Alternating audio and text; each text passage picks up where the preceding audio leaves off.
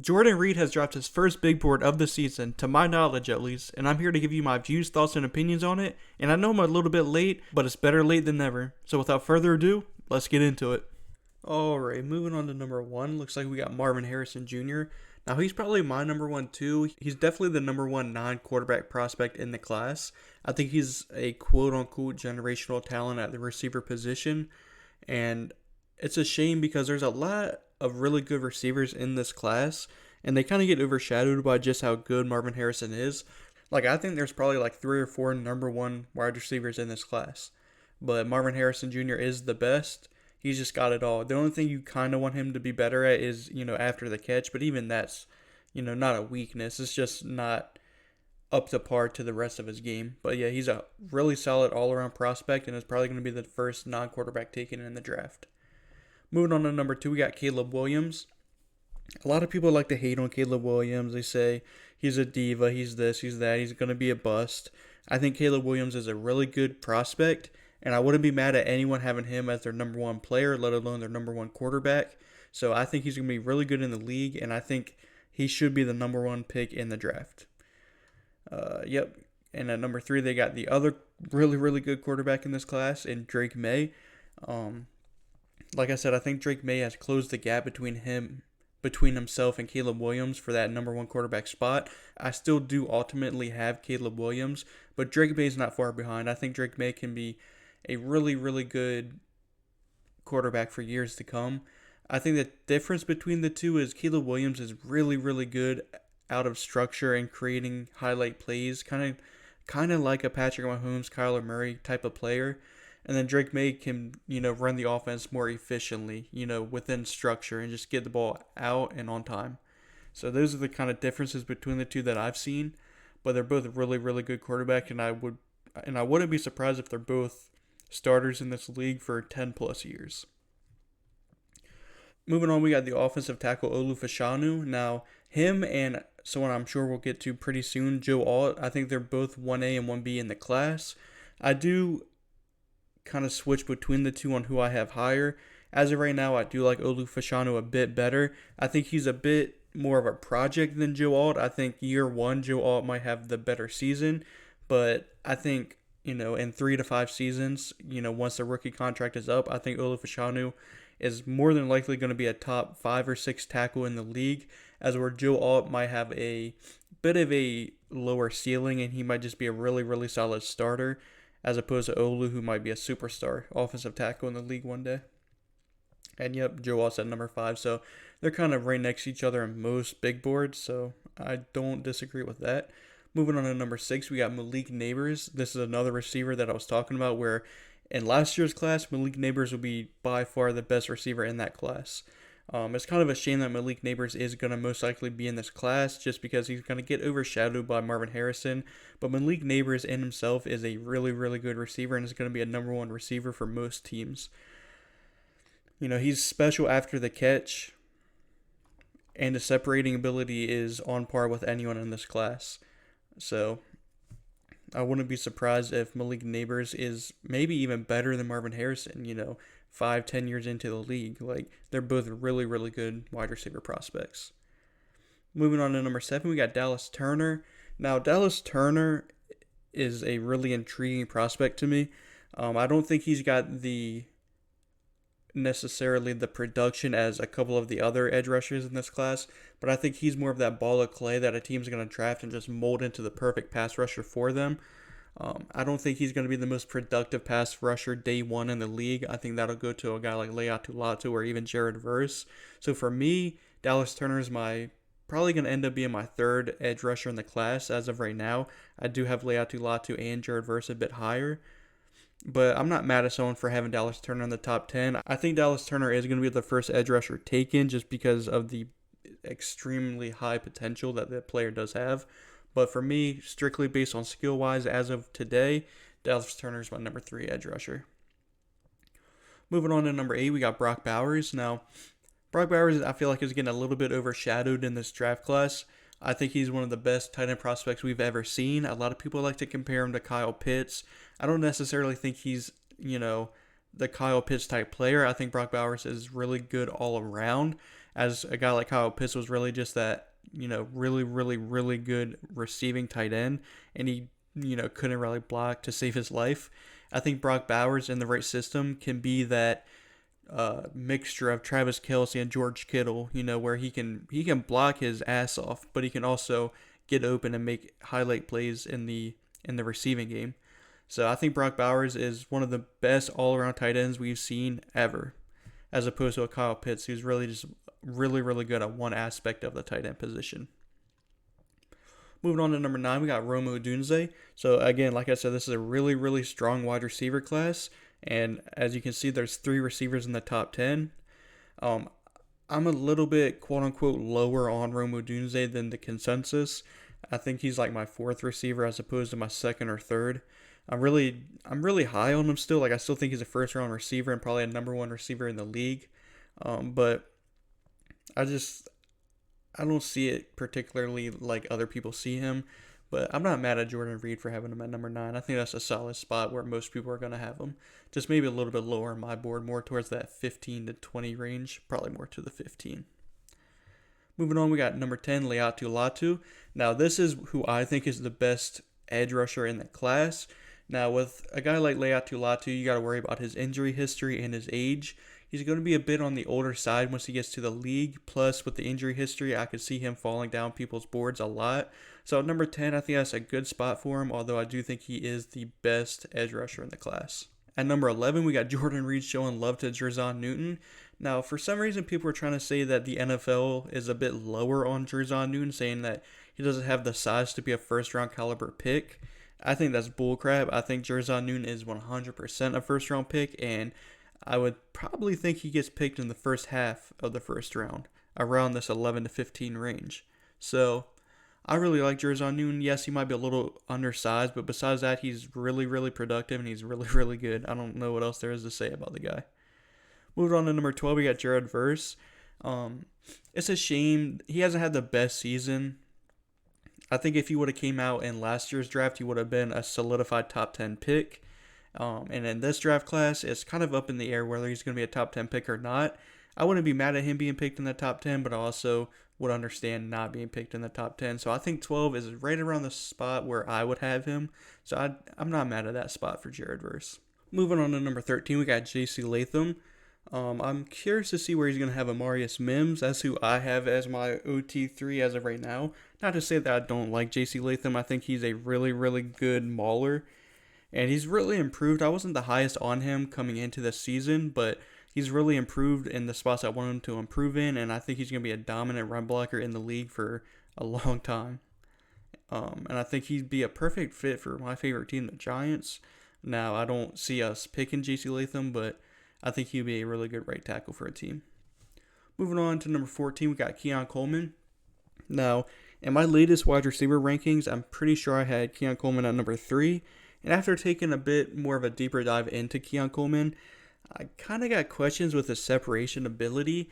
And you would think that wouldn't be a problem because for his size, he's really athletic with the ball in his hands. I mean, he's a punt returner for Florida State, but I just didn't see him separating to the ability I wanted him to see, that I wanted to see.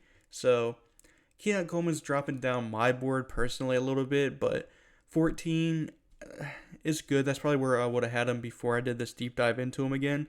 Now I got him more as a 25 to 30 kind of round player, so I'm a little bit lower on Keon Coleman now. Moving on to number 15, we got Jaden Daniels. And just like with me and many other draft content creators, Jaden Daniels just keeps rising up our boards.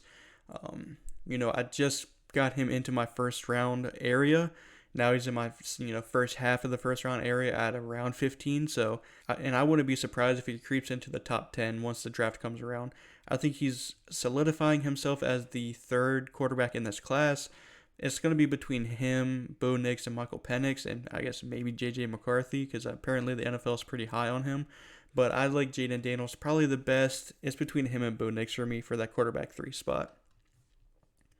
Moving on to number 16, we got Kool-Aid McKinstry, who is, I'm pretty sure, the first cornerback taken, or the first cornerback on this big board. And I'm not mad at it. I think it's between him and Nate Wiggins, and if you consider Cooper DeJean a cornerback, then it's him as well. Many people I believe Mel Kiper had his teammate Terrion Arnold a bit higher on his big board than Kool-Aid McKinstry, and I can't quite get there yet. I think Kool-Aid McKinstry is definitely a top 2 or 3 cornerback in this class. For me right now, he's number 2. I think Nate Wiggins is a bit higher than him, but Kool-Aid McKinstry is really good in man coverage. He's really athletic and sticky, so I'm not mad at it, and I'm sure we'll see Nate Wiggins pretty soon. All right, and here is Cooper DeJean, cornerback slash safety. Not many people know where he's going to play in the league. I like him more as that kind of roamer where he can play slot corner, he can play safety, and if you need him to, he can play on the outside. I think he's a Swiss Army knife type of player in the league, so I really like Cooper DeJean. He's not afraid to, stick his nose in the run game and, actually tackle. Because a lot of cornerbacks nowadays are a bit scared to tackle, but not Cooper DeJean. He's really good in that aspect of his game. He's really athletic. And just like a guy like Kool-Aid McKinstry, they both are really good in the return game as well. So, a really athletic player for Iowa, and I think he's going to be a really good player in the league. Yep, and then here we go. 3 back-to-back cornerbacks slash safeties. We got Nate Wiggins. Like I said, I think Nate Wiggins is probably more towards the 16 range, ahead of Kool-Aid McKinstry, but Nate Wiggins is just a really long, athletic corner who's, again, sticky in coverage, so I really like Nate Wiggins. Moving on to number 19, we got Troy Fautanu, the guard, so they do have him marked as a guard. I think he's going to be a guard in the league. He plays tackle right now, but his arm length isn't the best, and his length in general is not the best. So I think moving him into guard, he's going to be the best interior offensive lineman in this class, and I think number 19 is a solid spot for him. Moving on, we got his teammate Braylon Trice, the edge rusher, and I'm pretty sure this means he has him over Chopper Robinson, which I'm a big fan of. I'm higher on Braylon Trice than I am Chopper Robinson. I think Chopper Robinson has the potential to be a really good edge rusher, but he's not put it together at all yet, and I think that's going to scare some teams away from drafting him, but I think he'll be, I think Chopper Robinson deserves to be in that 30 range, just about, so we'll see where Jordan Reid has him. But Braylon Trice is a really powerful guy. He's great. He's got a knack for getting in the backfield, and I think he's a really solid player. Moving on to number 21, we got Terrion Arnold. I just spoke about him earlier. I really like Terrion Arnold. I don't know if I have him in the first round yet, but I think he's a really, really solid day 2 cornerback option. And yeah, like I said, I'm not there on having him over his teammate Kool-Aid McKinstry, because at Alabama, most of the time they had Kool-Aid McKinstry covering the number 1 receiver on the other team. So Terrion Arnold was getting the number 2 receivers on most teams, and he did a really good job on them. But you just got to worry on if he's able to cover those number 1 type receivers. Moving on to number 22, we got Amarius Mims. Now, Amarius Mims, I'm a big fan of. I don't know if he'll be in this class or not. I think it'd probably be beneficial for him to go back for another year at Georgia and then come out next year and probably be a top 10 pick, probably the number 1 tackle in the class. Like, Amarius Mims has the potential to be a number 1 offensive tackle in a class. So I would like to see him return, but if he doesn't, I think it's a bit too low for him. I know he didn't play much this season, but I have him definitely as a top 20 player in the class if he does decide to come out this year. All right, at number 23, we've got A.D. Mitchell from Texas. This is a big receiver. I don't necessarily think he's a first-round type receiver. I got a few receivers ahead of him, like a guy like Troy Franklin, probably Xavier Legette, Emeka Ibuka. Guys like those are, I think, a bit higher than him, but I think A.D. Mitchell is a really solid number 2 receiver in the league. All right, at number 24, we got Talise Fuaga, the offensive tackle from Oregon State. I'm a big fan of Talise Fuaga.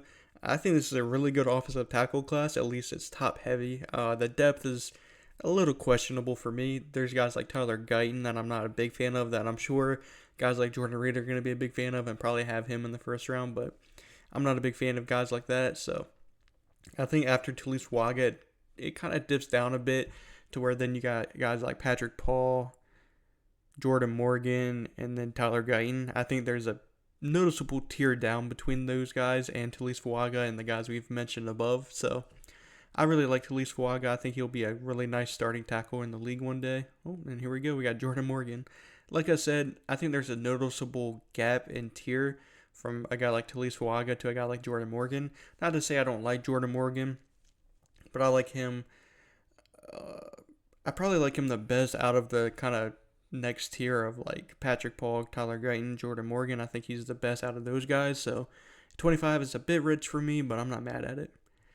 And then this is, I think, a good range for Chop Robinson. I think he's the, what is it, fifth? I think Leatu Latu, Jared Verse, Dallas Turner, Braylon Trace, and then it's Chop Robinson. So I think Chop Robinson's the fifth best edge rusher in the class, just because we haven't seen him put it all together yet. He's got everything to put it together. He just hasn't done it yet. So I think you got to show a bit production before you can be a, top two or three edge rusher in a class. Moving on, we got 27, Tyler Guyton. I'm not the biggest fan of Tyler Guyton. I don't think he's, polished enough to be a top 32 pick or top 32 player, so I'm a bit lower on him. I know Brocham was also a bit lower on Tyler Guyton. Not to say I don't think he's a good player, but I think he's a day 2 pick through and through. Moving on, we got Brian Thomas. I'm a big fan of Brian Thomas. I've, gotten more into Brian Thomas because in my latest wide receiver rankings, he missed my top 10. I think he was like 12 or 13. Now he's more in that 6 or 7 range. So I think it's a really good spot for him. But I also think he should return as well. I think he's good enough to be a top 4 or 5 receiver in a class. And in this stat class, I think he might fall out of the, top 5 area and top 5 conversation. So I think he should probably return. Moving on to number 29, we got Quinyon Mitchell.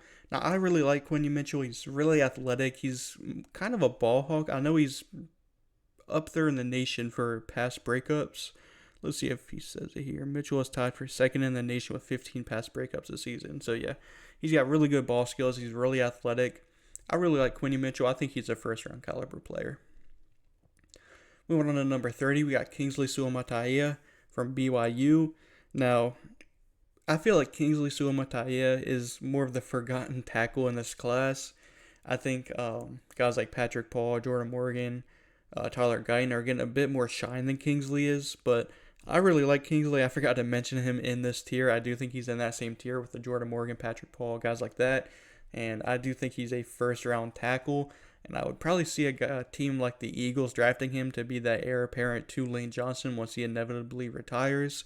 So around this 30 range is where I have Kingsley at.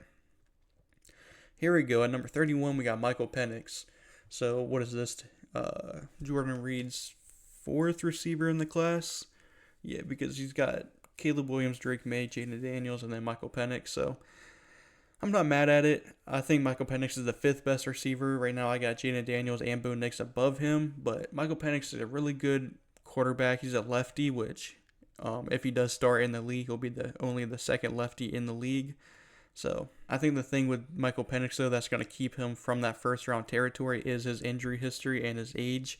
A lot of people are trying to overblow his age like it's not a problem, and it's not that big of a problem, but for NFL teams, they're going to pick guys like Jaden Daniels above him just because of the age difference.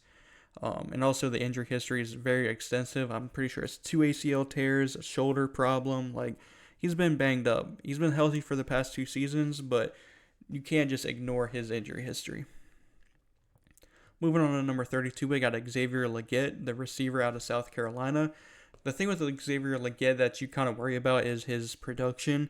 Besides this season, he's had 0 production, and this is his 5th year. So you kind of wonder why he wasn't getting on the field as much for South Carolina. But, I mean, this season with Juice Wells kind of being out for the season, and for most of the season at least, Xavier Legette has taken the duties as that number 1 receiver, and he's been really, really great. He's a really big athletic receiver. I mean, I wouldn't be surprised if he runs in the 4.3s. I think he's probably the 2nd or 3rd fastest receiver in this class. Like, a team like the Chiefs would probably really, really love this guy. And he would probably be a number 1 receiver for them because the Chiefs are, struggling with receiver talent. Here we go. Moving on to number 33, we got J.J. McCarthy. Now, again, I'm not the highest on J.J. I think he's a day 2 player, probably a or round 3 type of player. But apparently the NFL is really high on J.J. McCarthy, and I can understand it. He's a really good game manager. At Michigan, he wasn't really asked to do much. And I think these college football playoffs are going to be big for J.J. McCarthy. If he shows that he's able to handle those type of teams, those really, really good teams, and win games, I think that'll do wonders for his draft stock. But for right now, I'm not this high on J.J. McCarthy.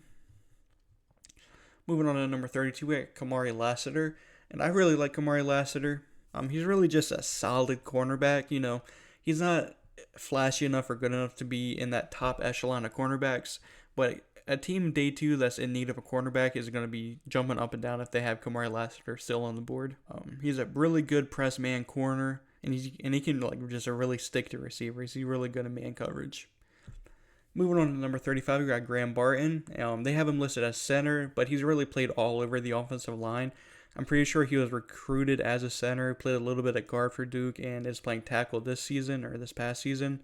So he's really been all over the offensive line, but I think he's best suited for either an offensive guard spot or a center spot. But I think if, worse comes to worse and they need Graham Barton to play a tackle for a game, I think he can do that. So he's a really versatile player that I could see going around this range at 35. Number 36, he's got Xavier Worthy. There's a lot of questions surrounding Xavier Worthy. Like, is he fast? He's very, very fast. But there's questions with his hands. It says right here he's 172 pounds, which is very, very light for a receiver. So you got questions on if he's going to hold up against a more physical NFL game.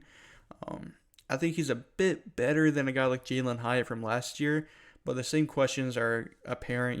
Is he going to be able to play up to the physicality of the NFL? Is he able to, hold on through contact? But if worse comes to worse, he's going to be a really solid deep threat for a team, so I'm not mad at 36. Moving on to number 37, we got Kalen King.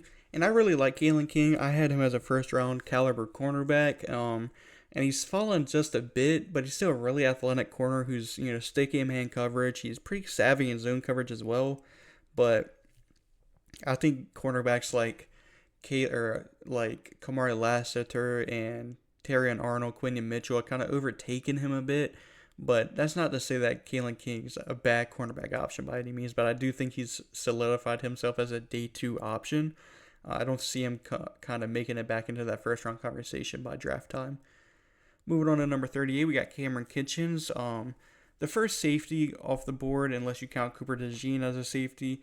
And Cameron Kitchens is that ball hawk type of safety. And you got to kind of, live by the sword, die by the sword. Like, he's going to kind of let up big plays by being that, more aggressive type safety. So I think it's going to be a question of, are you going to want a guy like Cameron Kitchens or a guy like Tyler Nubin, who we haven't seen yet, but I'm sure we'll see pretty soon. So I think Tyler Nubin's a bit higher for me, but I don't think Cameron Kitchens is a bad player by any means, and I do have Cameron Kitchens around this 40-ish range, so I'm not mad at it. At number 39, we got Jatavion Sanders, and in a really weak tight end class, I do think he's a number 2 tight end in this class. I think Brock Bowers is in a tier of his own for sure. But then I do think it's guys like Jatavion Sanders, Jaheim Bell, maybe a Brevin Spann-Ford, Cade Stover. But I think Jatavion Sanders has separated himself from the pack. 39, it's a bit rich for me, but in a really bad tight end class, I could see him going a bit earlier than he, necessarily deserves, I guess is the right word. So, here we go. In number 40, we got Tyler Nubin, the safety from Minnesota. And like I said, he's more of this consistent, savvy safety as opposed to Cameron Kitchens, who is more of a ball hawk. Tyler Nubin isn't going to make many mistakes, but he is also a ball hawk on himself. It says right here he had 13 career interceptions. So he's a ball hawk in himself, but I think he's more of a smart player and a more technically sound player than Cameron Kitchens. That's why I have Tyler Nubin a bit higher than Cameron Kitchens in my own big board. Moving on to number 41, we got T'Vondre Sweat, the defensive tackle from Texas. And, when reacting to Mel Kiper's big board, I'm pretty sure he had T'Vondre Sweat in the 20 range, which I said in that video was a bit high for my liking. But people in the comments were saying that T'Vondre Sweat is more than just a run stopper. He's got pass rushing upside. And I took a look at his tape probably about a week ago, and I was proven wrong. I do think he has a pass rush upside. I do think he's more athletic than most 362-pound players. But I can't get in the first round with T'Vondre Sweat just yet. I do think 41 is a really, really good spot for a guy like him. I think he is probably the number 2 defensive tackle in the class, but I don't think he should be touched in the first round range as of right now. Moving on to number 42, we got the first linebacker off the board in Edgerrin Cooper. Cooper's just a really toolsy player, maybe not the most polished player in the world. I don't think he's going to be great in coverage, but this is a really, really weak linebacker class, and I think Edgerrin Cooper, between him and Jeremiah Trotter, depends on what you prefer, is the number one linebacker, but yeah, I don't think a linebacker should be sniffing the first round in this class. And I know we said that kind of like in last year's class, and then Jack Campbell went, mid first round, and it was a big surprise. But again, I don't think there's a first round linebacker in this class. Moving on to number 43, we got Emeka Egbuka. I think 43 is a bit too low for Emeka Egbuka. I think he's more in the 30 range, probably like 35, 32, something around that range. He was struggling injury for most of the season, so I wouldn't be surprised if he returns. But if he does come out, I think he's a really solid slot option. He can play on the outside, yes. He's got the, athleticism and size to do so, but I think he's really suited for that slot receiver position. And I think he could be the next Cooper Kupp, Christian Kirk, guys like that. I think he could be a really, really solid slot option. But as you've seen in the NFL, slot players, whether that's offensive or defensive, they get kind of mistreated and they fall down people's boards. So, I don't know. I guess maybe 43 is a good range for Emeka Egbuka. Moving on, we got his teammate, JT Tuimoloau. And when JT's not playing Penn State, he's a bit of an average pass rusher. I think he's got the traits to be a really good edge rusher, kind of like a Chop Robinson. But again, he hasn't really shown that consistency to be able to put up that production for a whole season. I think he's improved a bit this season because coming into the season, I also had questions on if he was really able to be consistent throughout a whole season, and I'm not sure if he is. I think he might just be a guy who can have really, really good games, but also kind of disappear in other games. So that's the only knock I have with JT Tuimoloau. So top 50 is a bit rich for my liking, but I'm not, terribly mad at it. Okay, at number 45, we got Byron Murphy. I'm going to be honest with you. I haven't done a full, film watch of Byron Murphy. I've only really seen, broadcast games of him, watching just college football, not really focusing in on a guy like Byron Murphy. But from what I've seen, he's a really good interior guy playing alongside Devondre Sweat. I'm pretty sure it says right here he's a 3 tech, so, a bit on the smaller side at 308, but I don't want to say too much about him just because I'm not, I haven't fully immersed myself with Byron Murphy, so I don't want to say too much, but it's my first time seeing him in the top 50, I'll say that. Moving on to number 46, we got Patrick Paul out of Houston, the offensive tackle, and I think 46 is a really, really good spot for Patrick Paul. I don't think he's a first-round player. I think he's that middle of the second-round type of player, so I'm not mad at that one. Moving on to number 47, we got Brandon Dorlus, and he has him listed as a defensive tackle. I think he's more of a tweener. I think he could play on the edge depending on the system, but I think he's just a really solid pass rusher all around. Moving on to number 48, we got Chris Braswell. And off the top of my head, I think this is the last edge rusher on the board before there's a big drop-off.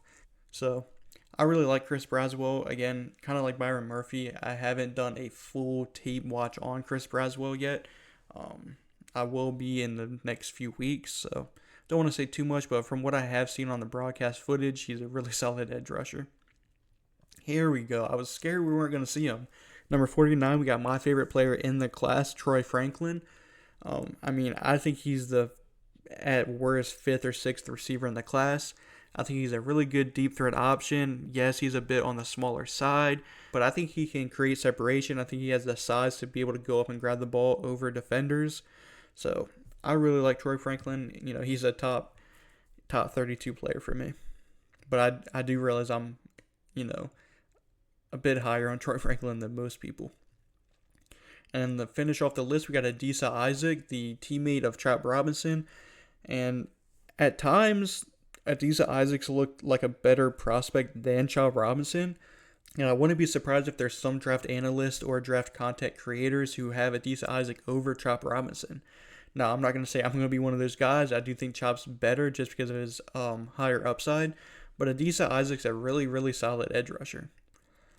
And then, yep, that's going to do it. He also has his position rankings, which we're not going to go over, but here's just a little rundown of them. And with that being said, this is the video. Let me know what you guys think of my thoughts and opinions. And as always, this is the Draft Nerd, and thanks for watching.